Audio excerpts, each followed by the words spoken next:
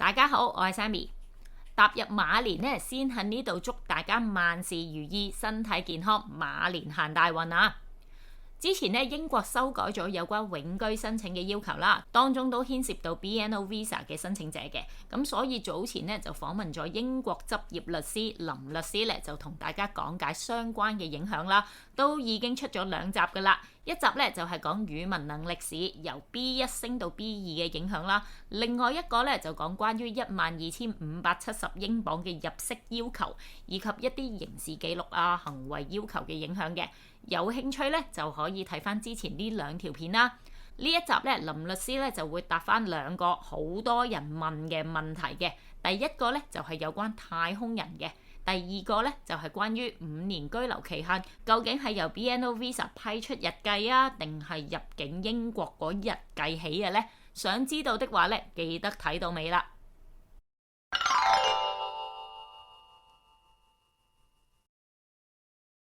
其中一個咧，好多人問嘅疑問就係太空人嘅問題嘅，就係話咧，即係可能係阿老豆咁樣咧，即係仲喺香港做嘢，咁啊媽媽咁帶住個仔就喺英國，2個人都有 BNO Visa， 咁其實可唔可以分開申請入籍咧、永居啊咁樣？即係阿媽嗰邊中咗唔夠5年啦，咁樣就申請先呢？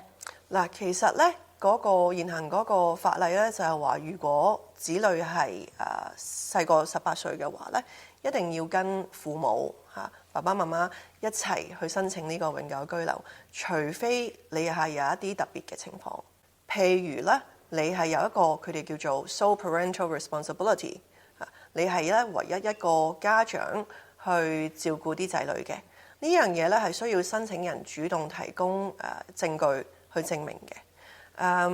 或者咧你係一啲好特別嘅情況，即係譬如父母有一方離世啦，咁佢先至會俾你咧，只係得父母其中一方帶住啲子女去申請嘅啫。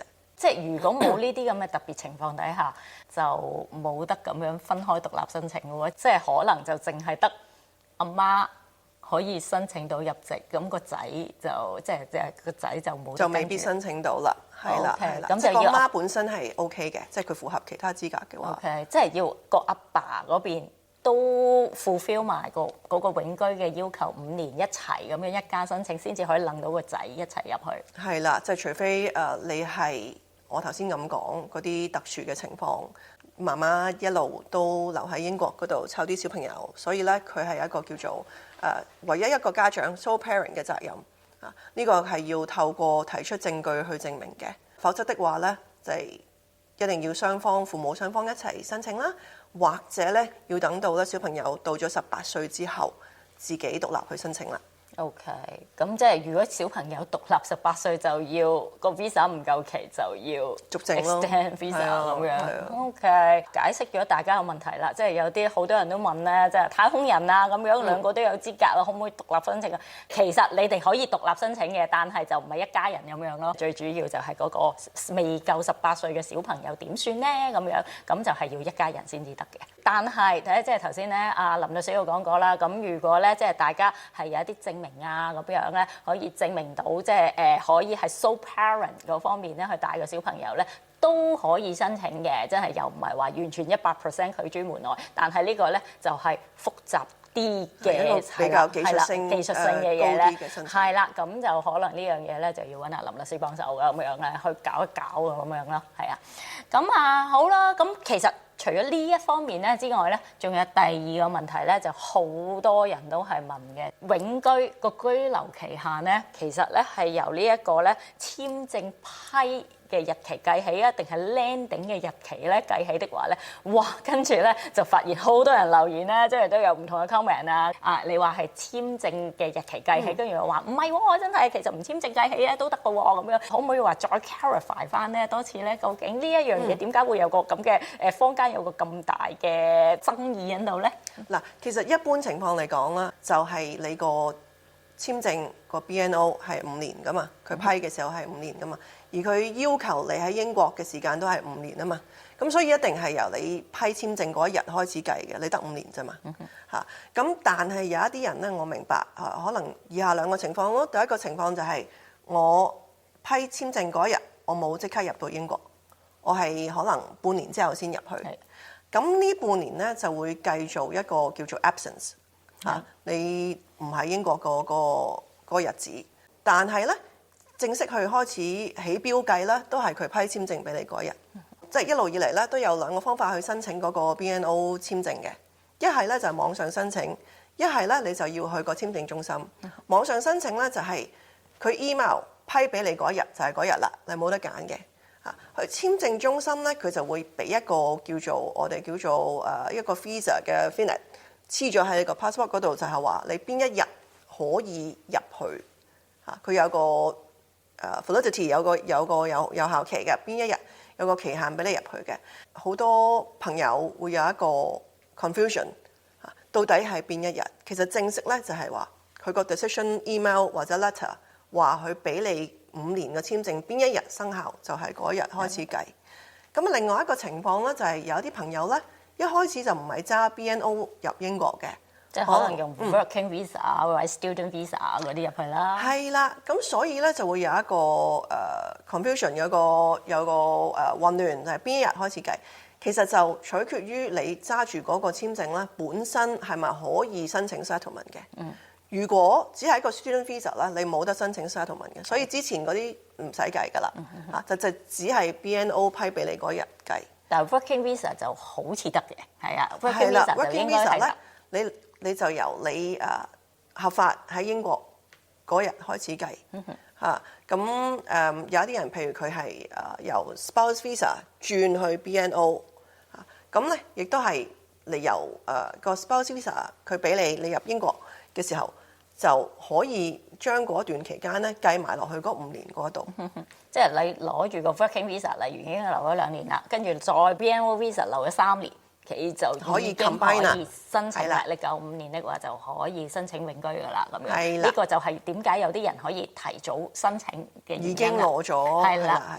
嗱，好緊要，有啲人係 LOTR 入去嗰一紮咧，係唔計嘅。其實我上一條片都講 LOTR 係唔計嘅，Sammy 都知道係啦，唔計啦。係啊，咁所以大家咧，即係呢一樣嘢咧，就要搞翻清楚咯。Suppose 好多人咧都唔會話用 working visa 入去噶啦，即係大家揸 BNO visa 入去就係有個 visa 開始嘅係啦。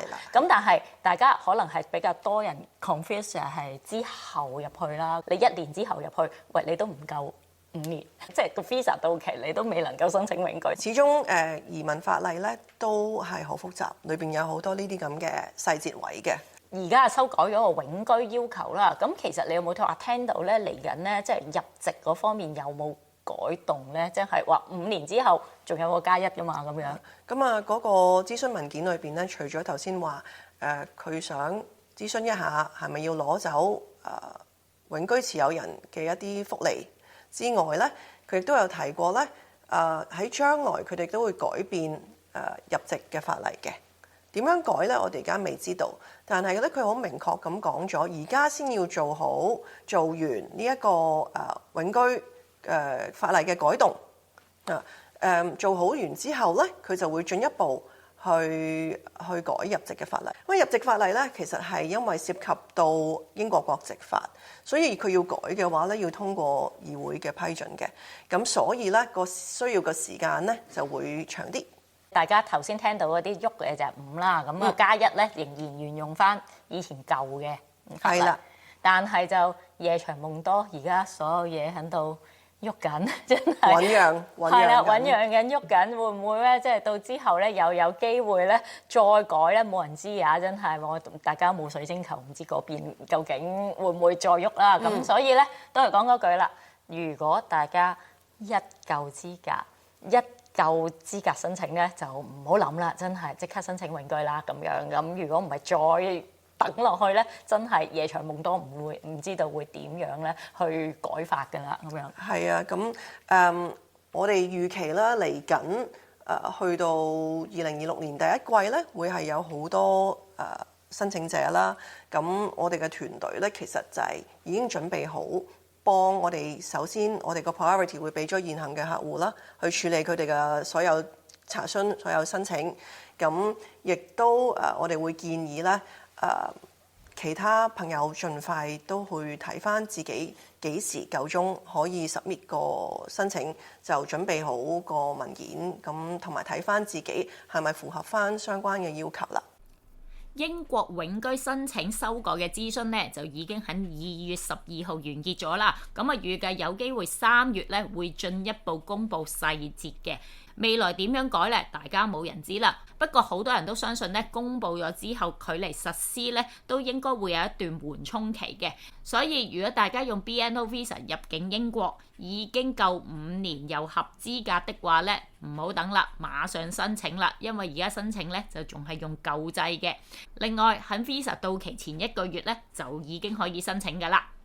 不過再重申多次啊，5年嘅居留期呢，只係其中一個要求嚟嘅啫，大家仲要符合呢5年裡面不能連續12個月超過180日離開英國呢個規定啊，好重要啊！